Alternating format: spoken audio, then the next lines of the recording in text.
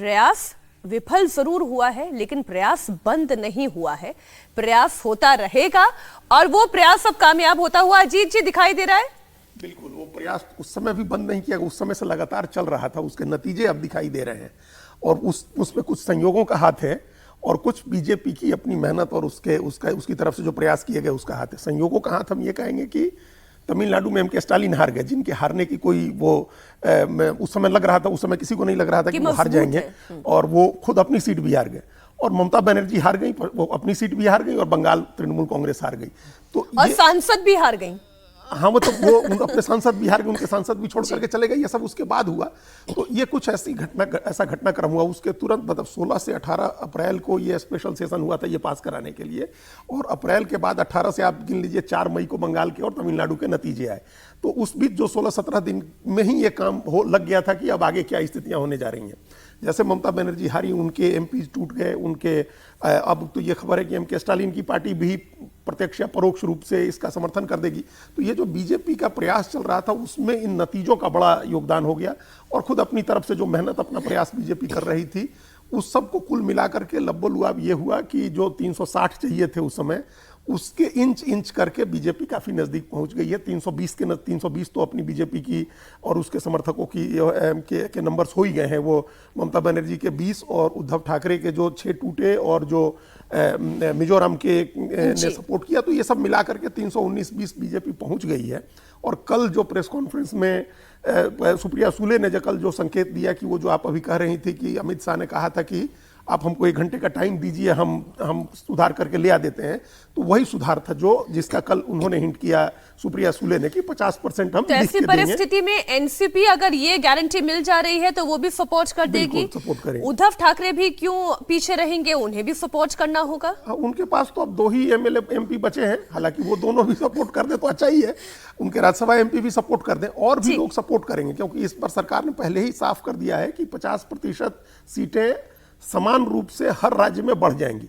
तो अगर मान लीजिए कि साउथ के राज्य आ जाते हैं साथ में, तो नॉर्थ के स्टेट कैसे इसका विरोध करेंगे। नॉर्थ की जितनी भी पार्टियां हैं उनके लिए तो अच्छी बात होगी ना कि उनकी 50% सीटें बढ़ रही। उत्तर प्रदेश की सीट अगर 80 से बढ़ के 120 हो रही है, तो उत्तर प्रदेश की पार्टियों को क्यों इसका विरोध करना चाहिए। अच्छा, एक जानकारी हमें यह भी है कि जो नई टीम होने जा रही है नितिन नवीन की, उस पर भी लगभग बात हो चुकी है। बस फर्क यह है कि जब ये मॉनसून सत्र खत्म हो जाएगा तब इस टीम का ऐलान किया जाएगा। तो कल प्रधानमंत्री नरेंद्र मोदी ने मॉनसून सत्र को लेकर अपनी रणनीति बनाई, तो वहीं कांग्रेस भी मॉनसून सत्र की रणनीति को लेकर आज बड़ी बैठक करने जा रही है। थोड़ी देर में सोनिया गांधी के नेतृत्व में कांग्रेस संसदीय दल की बैठक होने जा रही है और ये बैठक 10 जनपद पर होगी, जिसमें परिसीमन बिल को लेकर चर्चा होगी। क्योंकि पिछली बार तो कांग्रेस पार्टी परिसीमन बिल को संसद में रोकने पर कामयाब हो गई थी, लेकिन इस बार लोकसभा का सिनेरियो बदल चुका है। लोकसभा में इंडिया ब्लॉक के 26 सांसद आरएलडी ऑलरेडी कम हो चुके हैं और शरद पवार की एनसीपी भी हिंट दे चुकी है। अभी सुप्रिया सुले के बयान का हमने जिक्र किया ही।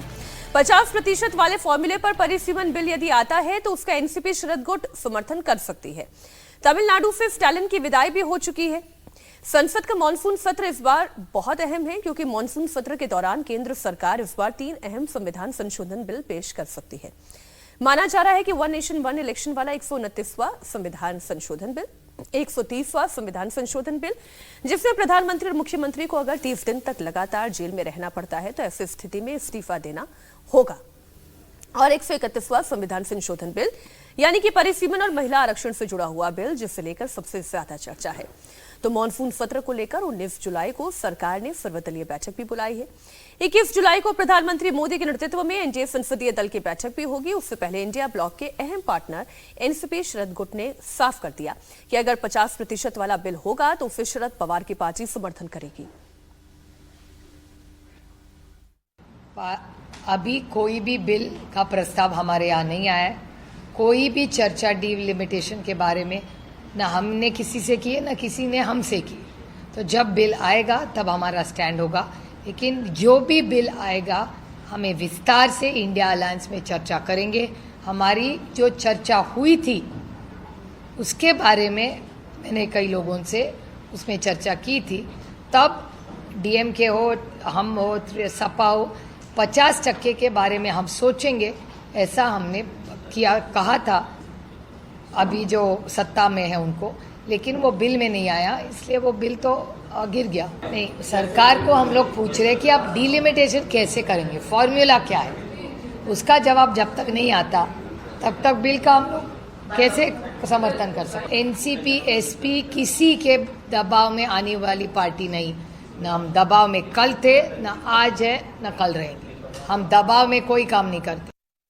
ये तो अच्छी बात है, उनका स्वागत है, लेकिन मुझे लगता है कि बहुत वो संभ्रम में है। उनको उनकी इंडिया अलायंस जो पूरी तरह गड़बड़ा गई है। इंडिया अलायंस में कोई कुछ बोलता है, कोई कुछ बोलता है, कोई क्या बोलता है। परसों बोला हुआ आज फिर उनको प्रेस कॉन्फ्रेंस लेनी पड़ती है। पिछले समय तो ये 50% वाला मामला था ही। अमित भाई ने खुद लोकसभा में कहा था कि हर राज्य में 50% सीटों में बढ़ोतरी होगी, सिर्फ भाजपा शासित या एनडीए शासित प्रदेश में नहीं होगी, पूरे देश में सभी राज्यों में 50% सीटों की बढ़ोतरी होगी। ये खुद अमित भाई ने कहा है। तो ये कहां से नया मामला उठा के लाए, ये कारण ढूंढ रहे हैं। लेकिन ठीक है, अच्छी बात है अगर उनको पता चला है कि इस बिल को हम विरोध करेंगे, डिलिमिटेशन को और महिला आरक्षण को, तो लोग खिलाफ जाएंगे। आज 20-20, 25-25 लाख, 30-30 लाख के भी चुनाव क्षेत्र है, कैसे पहुंचेंगे। और इसलिए डिलिमिटेशन और महिला आरक्षण ये दोनों बिल पास होने चाहिए। और मैं आपको कहता हूं कि विश्वास के साथ ये बिल पास होंगे और जरूर पास होंगे। डिलिमिटेशन के पीछे आरएसएस और बीजेपी पूरी ताकत से लगी हुई है। आपने देखा होगा कि अब की बार 400 पार, यानी 400 पार के पीछे का जो राजनीति थी वो भी आपको स्पष्ट है कि उनके जो अनंत हेगड़े और इन सब लोगों ने जिस तरह से उस समय कहा था कि हमें संविधान बदलने के लिए 400 पार चाहिए।